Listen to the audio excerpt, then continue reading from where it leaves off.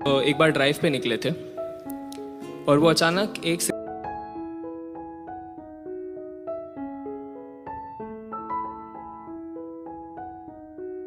Signal पे रुका। Signal 120 second का था। अब उस समय के आसपास मेरा ब्रेकअप हुआ था, तो मैं एक दिल टूटा आशिक था। और दिल टूटे आशिकों की एक खासियत होती है, वो वक्त ढूंढते हैं यादों पे खर्च करने के लिए। वो 120 सेकंड मेरा वही वक्त था जो मैंने इस कदर खर्च किया है कि पहले 5 सेकंड ऐसे बीते कि मन कह रहा था उसके बारे में मत सोचना, क्योंकि इतनी मुश्किल से तो उसे भुलाने की कोशिश कर रहे हैं। फिर अगले 10 सेकंड मन ने कह दिया कि एक काम कर, सोच ले। वो क्या था ना कि अंजाम ने दुख दिया है, वरना यादें तो प्यारी है। तो अगले 60 सेकंड बिल्कुल पूरे रिलेशनशिप का एक रिवाइंड थे कि कैसे हमारी मुलाकात हुई, बातें शुरू हुई।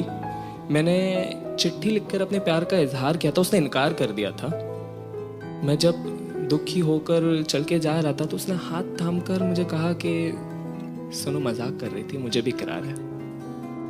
हम बिल्कुल एक रोमांटिक पिक्चर में, एक रोमांटिक गाने में दिखते एक रोमांटिक कपल से थे, दुनिया से बहुत दूर, एक दूसरे के साथ उलझे हुए, एक दूसरे की खोज में। बस फर्क इतना था कि हम एक्टिंग नहीं कर रहे थे। वो चांद तारों की तरफ देखकर कहा करती थी कि कितने खूबसूरत है ना ये। मैं उसकी तरफ मुड़कर कहता था कि हाँ, बहुत। हम कभी डेट पे जाया करते थे तो वो बात करती थी इंडिपेंडेंसी की, पर जैसे ही बिल आता तो मेरे तरफ सरकाते हुए कहती, सुनो ना, पैम्पर मी।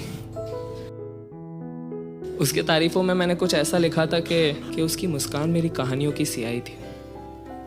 उसकी आंखों में मैंने वक्त के कांटों को भी थमता हुआ देखा है। वैसे सुना था कि गंगा की पाकिज़गी भी जटाओं से बह के आती है।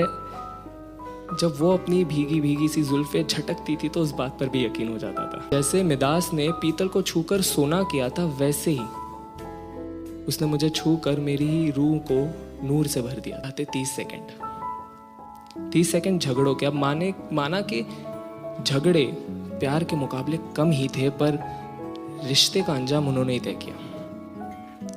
झगड़े ऐसे जो बिल्कुल बेफिजूल से थे, जो सुलझाए जा सकते थे पर सुलझाए नहीं गए। कभी उसकी आंखों में आंसू होते तो कभी मेरे आंखों में नमी, और हम हर रोज ये सोचते कि एक झगड़ा सुलझाना है और हम रात तक किसी और झगड़े में उलझ कर आ जाते। फिर आए 10 सेकंड। हम एक कमरे में थे जो बंद था, कि मानो उसकी खिड़की दरवाजे भी आज कह रही हो कि आज ये रिश्ता दम घोट। और फिर उसने कहा कि चलो ना, खत्म करते, चलो ना, खत्म करते।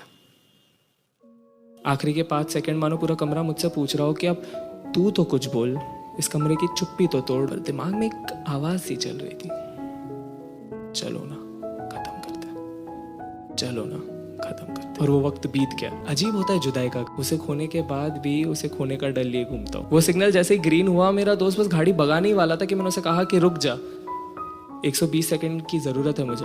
जवाब देना बाकी रह गया था।